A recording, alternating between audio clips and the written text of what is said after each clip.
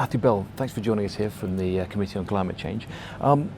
Big challenges facing the industry as we move towards 2050 and hitting those 80% reduction targets in terms of climate greenhouse gas emissions. You say we've got the twin elements of Paris coming up, but also the fifth carbon budget discussions. Are we really making progress? Are we on the right track? Well, we have, as you say, the combination of an international agreement of some nature, and we will see what it looks like coming up in Paris, and simultaneously the domestic commitment based on our own Climate Change Act, which, as you say, requires us to reduce greenhouse gas emissions by at least 50%, by at least 80% by 2050. The fifth carbon budget that we will advise on next week will set out what we think the next step is on that pathway.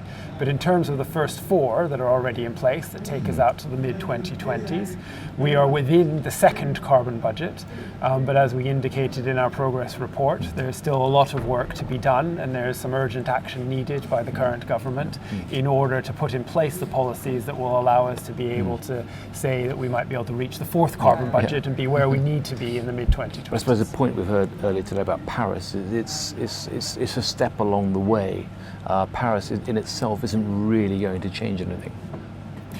Each of these things is a step along the way, and I think one of the advantages that we have in the UK of having the Climate Change Act is that we can make slow but steady progress rather than the much more expensive stop-start type of progress. And so what we try to avoid in the UK level, and hopefully what Paris as well will try to avoid, is us arriving in 2047 and all of a sudden discovering we have to do an awful lot very quickly and very expensively to be where we need to be. And the carbon budgets allow us to make that slow, steady progress. Infrastructure is a major contributor to greenhouse gas emissions, up to 50%.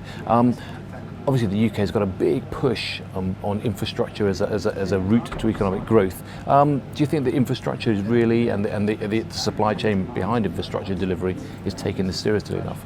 Well, as you say, infrastructure is a very important component of delivering some of the emissions reductions that we need to achieve. And infrastructure investment in carbon capture and storage, and in energy networks, in heating networks, and reducing the carbon from heat, in transport and electrification and hydrogen potentially for vehicles, infrastructure could play a very big role. There is clearly a lot that still has to be done in order to make sure that we understand how best to deliver that infrastructure. Green Building Council and lots of others are trying to make sure that companies across and through the supply chain. And that is why it's important that we act early rather than waiting till the last minute. Because by acting early, we put in place the skills and the supply chain that can then deliver the infrastructure that we need in the 2020s. Because one of the slides you showed earlier showed across the different sectors progress on being made towards, I suppose, resilience against the impacts of climate change. What you were saying is that only really energy is showing progress. There's work to do in other sectors. The flip side of trying to avoid future risks by reducing emissions is clearly we have to adapt to the risks that already exist from the climate change that's locked in from historic emissions. Infrastructure sectors, compared to other sectors, have been doing very well.